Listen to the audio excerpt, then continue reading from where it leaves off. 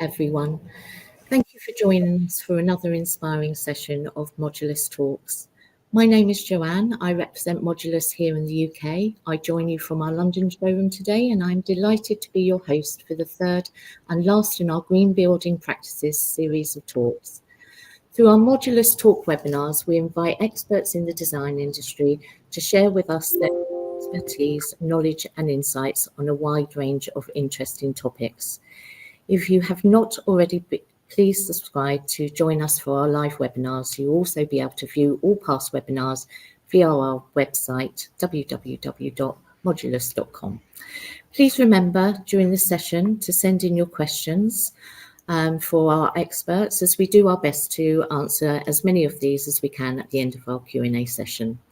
So we're extremely honoured to introduce not one, but two guest speakers and experts in green building practices in architecture and design, Naomi Sakamoto and her colleague Emily Segal from Gensler, who will be sharing with us their success stories in sustainable construction. Naomi is a principal and studio director at Gensler and has had an amazing career working on numerous projects from high-rise residential towers to airports, and has worked extensively in urban design, civil engineering and architecture. Emily is an interior designer who is passionate about innovation and social conscious spaces. She has a sustainable approach to design and an acute awareness of human spatial responses and how our environment can impact upon us. In 2022, Emily was named as one of our Mix Interiors 30 under 30 in recognition of her work, which is a fabulous accolade to have. I'm sure you'll agree. So welcome to you both. Thank you very much. We're all looking forward to hearing about your design approach, experiences and valued learnings from some of the amazing projects you've both been involved in. So if you're ready, over to you. Thank you so much. Can you hear me? All good.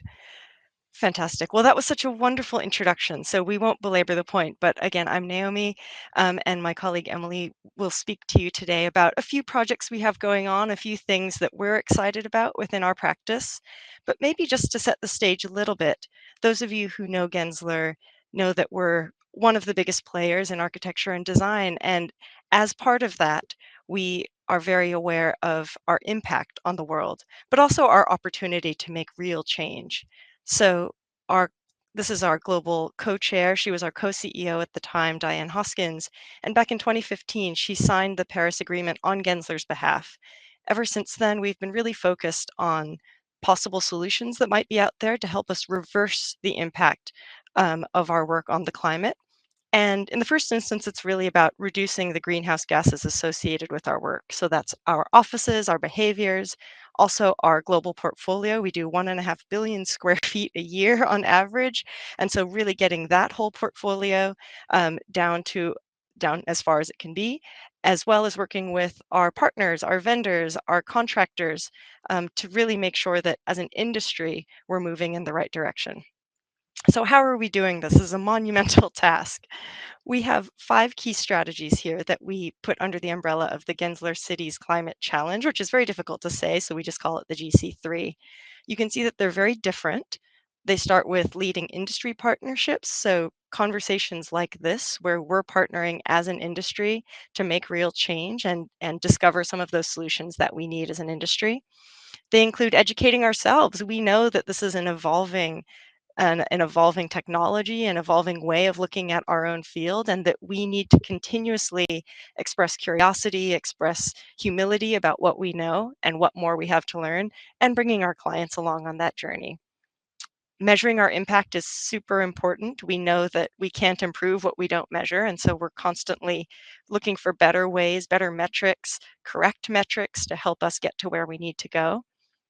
Embracing technology in all of this is one that I love, but really understanding that if in some ways it was technology and our embrace of it that has caused some of the problems, how can we use technology to get them out? And how can we think about innovative ways to not only reduce our impact on the planet, but actually create better places and better experiences in the process?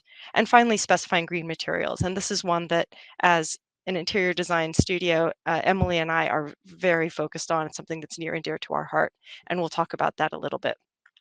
So all of these 5 initiatives are very broad. They're very general. So what we wanted to do today was talk you through how we are applying these 5 different petals to our practice across 3 different scales. Hopefully some of these are relevant to your practice and will be interesting to you. So we wanted to start with the materials that we select, the things that we touch and feel, and then talk about how we put them together, how those assemblies work, and finally, what are the buildings that we're putting them into, and how can we consider sustainability and regenerative practice at each of the scales of our work? So let's dive in. Let's talk a little bit about materials, first of all. Materials are so tactile, they're in some ways the most human thing that we touch. And again, as Gensler, we specify a lot of materials, like a lot of materials. We're very aware that even small changes in our standard specification can make a big difference across the industry from a carbon footprint perspective. And we're also aware that as a major specifier of some of these materials, we have the opportunity to create incentives for our partners, for our vendors, our furniture partners, to present us with better options that we can then bring onto our projects for our clients. So we knew that we wanted to create a common framework, some baseline that defines what good is for us and for our partners. So what we did was we wanted to build on all the great work that's been done by the other frameworks that exist out there. You'll see many familiar labels. There's JUST, there's WELL, there's FSC, and really bring them together under a common framework that we could agree as a global firm. What we came up with was what we call the GPS, the Gensler Product Specifications, and it focuses, first of all, on most uh, the 12 largest contributors, let's say, to the carbon footprint of a project. So these are things like acoustic panels, board and batten insulation, carpet tiles. If we can solve for these 12 things, we're taking a huge chunk out of the carbon emissions of our projects. And by looking at these 12 materials, we look at them across 5 areas of impact, including things like life cycle carbon, indoor air impacts, material transparency. And what we do is we've only added products to this database that comply with our standards of performance, again, as evaluated against that common materials framework. So to put a fine point on it, we are no longer, as a firm, specifying any materials that do not comply with our standards for climate, which is a big step for us. It's a big jump. But in addition to that baseline level of performance that we've established as a firm, basically saying everything has to be at this level. If you're a carpet tile, if you're a acoustic panel, it must meet these criteria. We also have a higher level of ambition. And these are our market differentiator products that really say, this is the direction of travel for our industry. This is where we need to be specifying in the next 5-10 years. We might not be there yet from a market readiness perspective, from an availability perspective, but we really want to create incentives for the industry to be moving in that direction. So we have both a baseline that's globally accepted and globally accessible in lots of ways, and also a clear direction of travel. And then here in the UK, we're going even further, and we're really excited about this because this is something that we piloted ourselves here in the London office. We wanted to have a more holistic view of materials. So yes, carbon is important. Yes, sourcing and transparency are important, but other things might be important too, like locality, like recycled content, renewable content. So we wanted to add some more lenses to our sustainability assessment that really allow us to see products in 3 dimensions and think more holistically about specification. And we love the embrace of a minimum set of standards, but we also wanted to find a way to bring into the fold of our practice some of those emergent materials. We call them sunrise materials. So they might be from small and medium-sized enterprises, they might be from local manufacturers, and they don't tend to have the EPDs, they don't tend to have all the certifications that we might require as part of that firm-wide specification in the GPS that we just saw. So we wanted to create, in some ways, a more flexible framework that we can use here that allows us to scale some of those sunrise materials and maybe help get them into market and into commercial use a little bit faster. So what we've done here is we've looked at a series of 12 criteria in addition to the GPS that we just saw. And while it does allow us to compare broadly material to material, what it also allows us to do is look at an individual lens of sustainability. So, for example, we might have a professional services firm for whom it's really important to seem local, to express a story of being in that market part of the community. So, for them, we could look at a material that scores really high on the local wind vane here and really tell a story that's relevant to them, or a consumer goods company that might want to use more recycled content, specifically of their own packaging materials, say, within their workspace. We can look at materials that have high recycled content, that have the recyclability aspect to it, and really tell a story that's relevant to that client. So we love the flexibility of this system and how it allows us to really bring the relevance of sustainability in a more holistic way to our clients. So you can see that each of these materials on the screen here, we've blocked them out, so we're not naming any names, but each of them has a unique QR code. And what that does is it links all the materials in our database, all the information on those materials, back to our materials library. You can just see at the bottom here that each material is tagged with that same QR code, which puts all of that information at our designers' fingertips as they're assembling their palettes. And the best part of that is that it really enables a direction of travel in which that information can go directly into Revit models, and we can move towards a completely dynamic evaluation of carbon footprint alongside material selection. So we're really excited about how this is all coming together. Here's how our library looks. Any of you who are based in London, come by anytime. We've just finished this process of upgrading, scrubbing, refreshing, digitizing all the materials that are in here. So everything is compliant and everything is material rich, information rich, and we're really excited for where it's going. And with that, I'll hand over to Emily. Hello. Yes, so today we're going to be talking about some assembly pieces, and I guess that looks a little bit different depending on the scale of those things. So let's jump right in. First of all, we wanted to talk a little bit about some of the projects where we've implemented some of this really strong sustainability thinking. So this is a recently completed project that we did for Bureau Happold, the engineering company.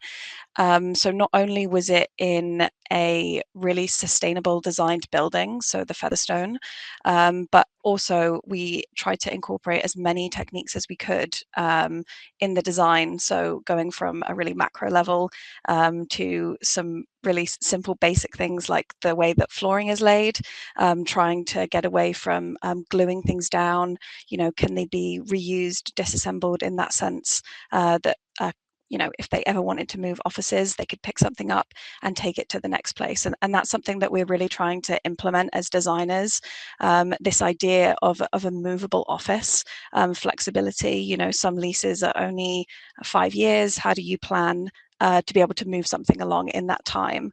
And you can see in some of this imagery that we really wanted to expose some of the details in the construction of things, going down from that storage unit in the back, the orange shelving, to really have things on display on how they're constructed and really minimize the design. And as a client, they really pushed us to do this. You know, they really wanted it to be at the forefront of their own space as an engineering company, which was great to be pushed by clients. We're always pushing them, so it's great when they can push back a little bit and really force us to be better designers. That's something that we're always striving to be. And it was a great exercise in coming together and seeing how we could do that for them in this space. You can see sort of in the bottom of that image, we had all the materials for the project on show as well. Some really great stories behind all of the pieces. We had this beautiful smoked cork as well, which in itself is a really sustainable material. It cleans the air as a product. It can be reharvested multiple times, which is always great. We used products like Foresso, for example, which is reclaimed timber in terrazzo. So really trying to push the boundaries in other new materials. And when we get the opportunity to do that with clients, that is always really exciting for us as well, to be on that journey with them.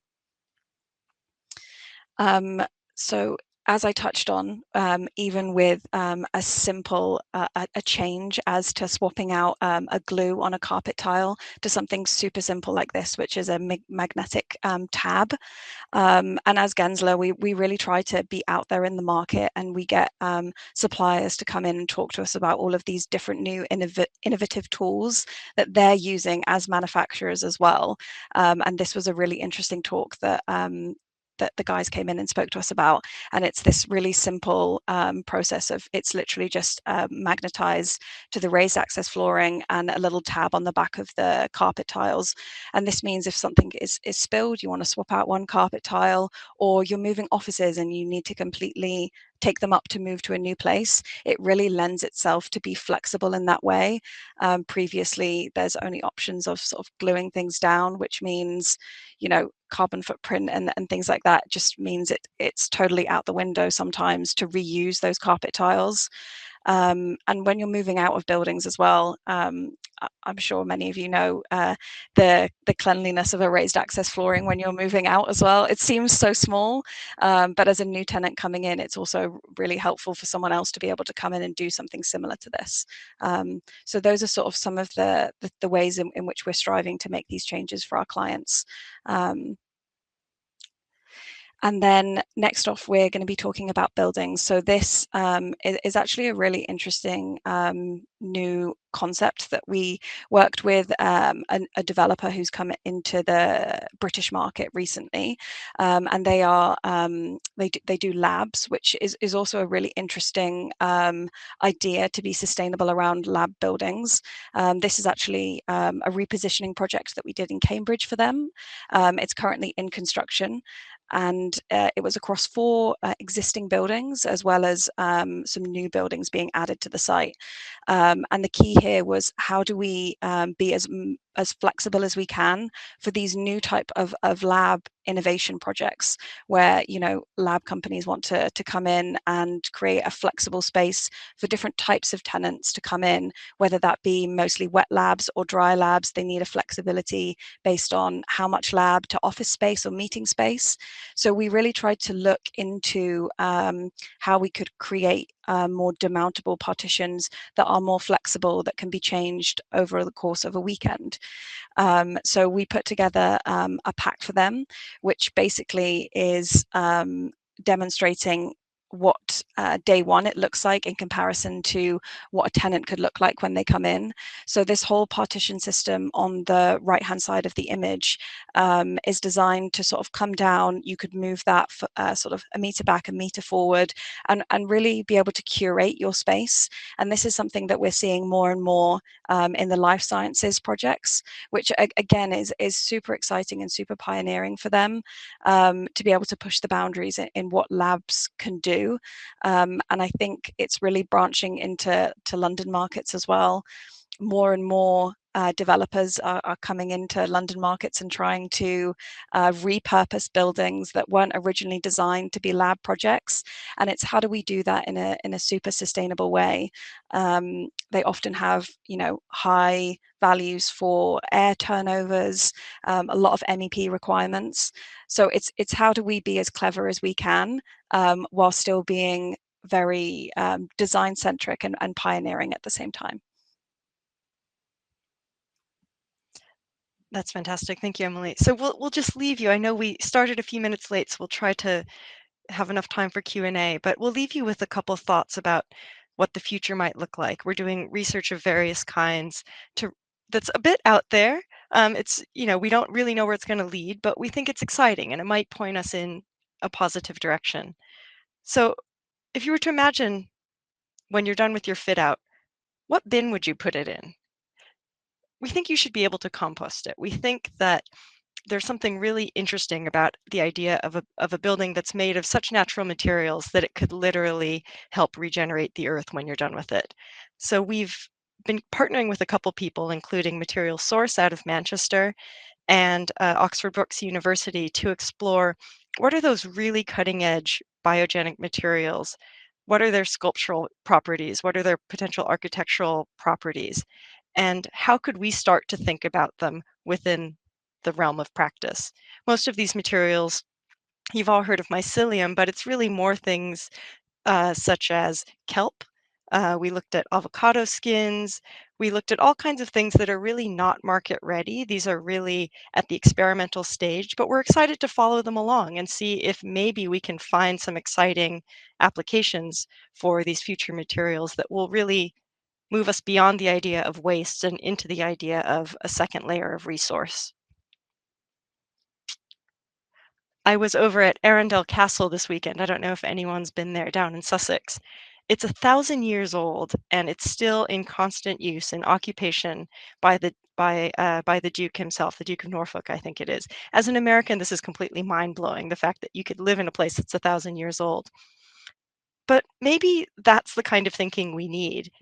If we were to think about buildings for 600 years, for example, instead of 60, then we would really change the way that we relate to the materials of the buildings and the structure that we put them in. You could imagine that we would have a whole hierarchy of materials within a building, some of which are intended to last the whole 600 years, but most of which had a shorter lifespan that would fall somewhere in the 2 or 3 uses kind of range and then hopefully be composted after that.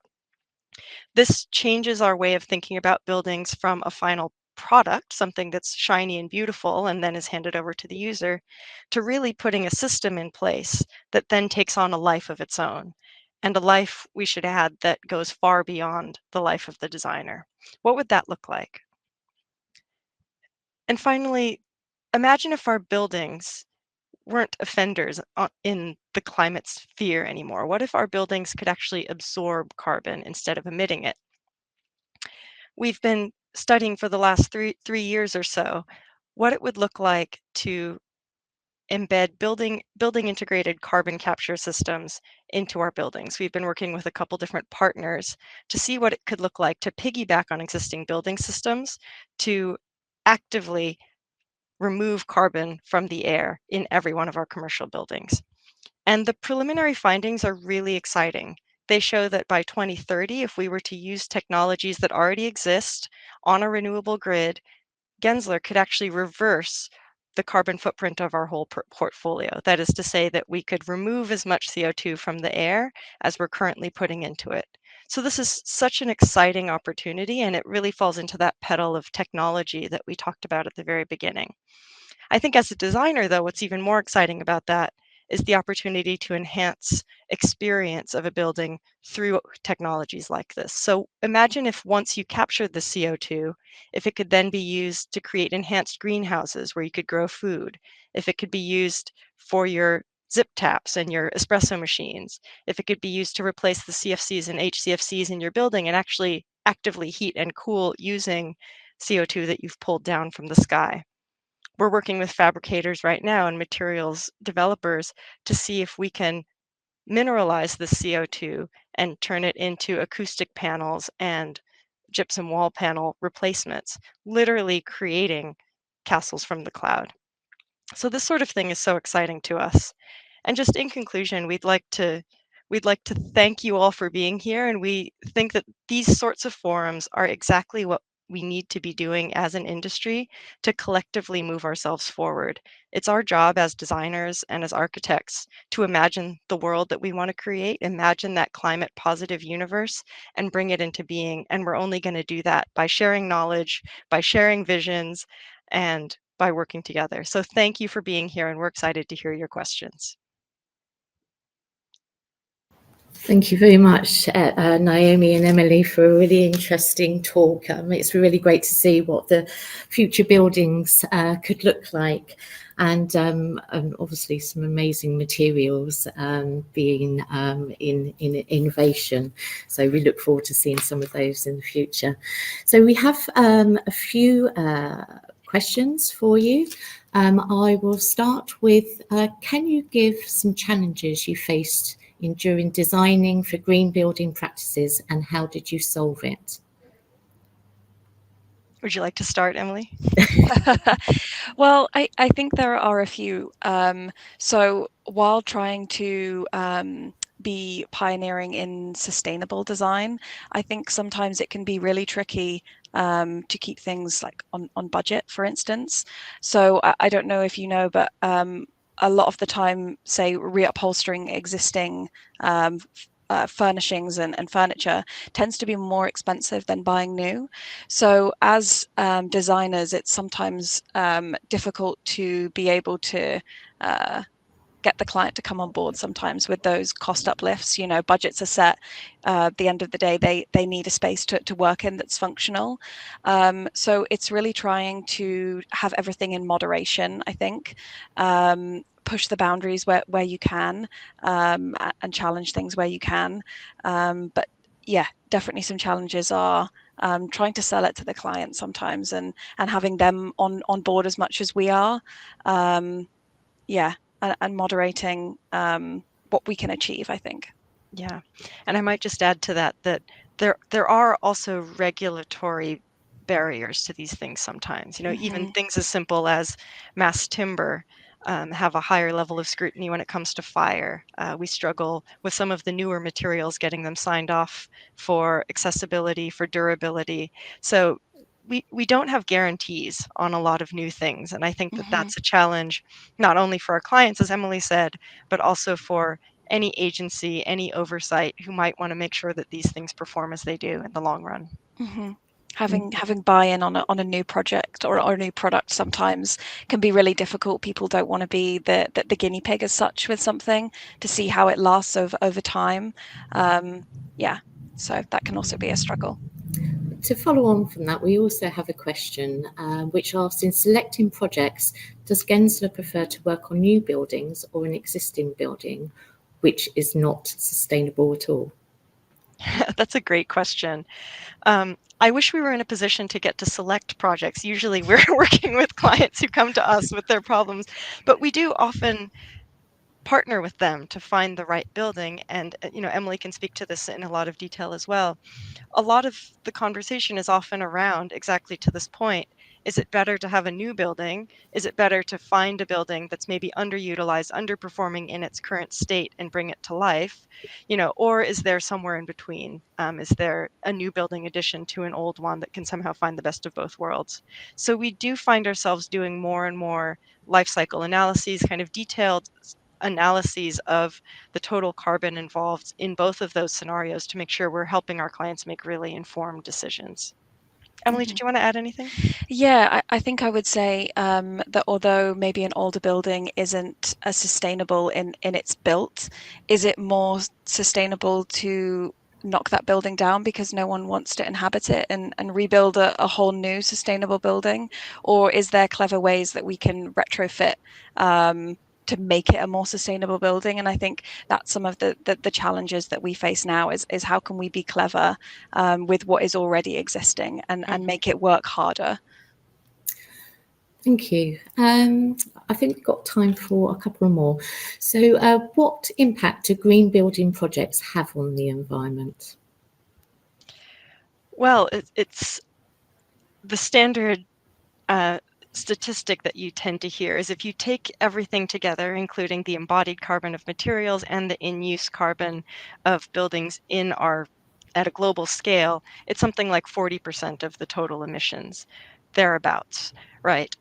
So especially when you start to think about companies at the scale of Gensler that operate in many countries, that have, you know, the privilege of working on very large projects or multiple projects with the same client that add up to a lot of square footage, I think there's incredible opportunity for impact, and there's incredible opportunity for us to make change. And I think we take that very seriously as a company. Okay, I think thank you. We've got time for one last question. Does Gensler get involved with passive house projects? Yes, we do use passive house techniques and passive house ways of thinking on many of our projects. I think we're always trying to absorb the best strategies and techniques that are out there. We may or may not always get certifications for them. Partly that comes down, as Emily mentioned, to how aligned the client is, how important it is to that client to have a sign on the door. But for example, we're doing a project in Germany right now that's based on passive house principles, because in that climate in particular, there's so much to be gained from passive house ways of thinking and approaches. I think in other climates and in other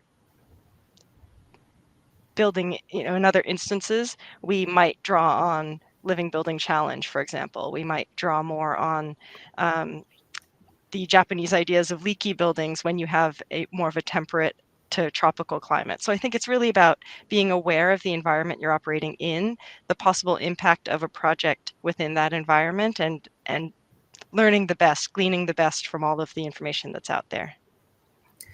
That's wonderful. I think that's all the questions that we've got time for today. So that just leaves me to thank our expert speakers, Naomi and Emily. Thank you very much for joining us for this webinar. It's been great to hear your insights. For those that have joined us for the live session today, the talk and Q&A session will be shared with you via email. Otherwise, you can find it online through our website. And for our next series of talks, we will be discovering all about neuroaesthetics, colours and patterns in design. So please join us if you can for this next series of talks. Thank you. Thank you both. Thank you very much. Thank you.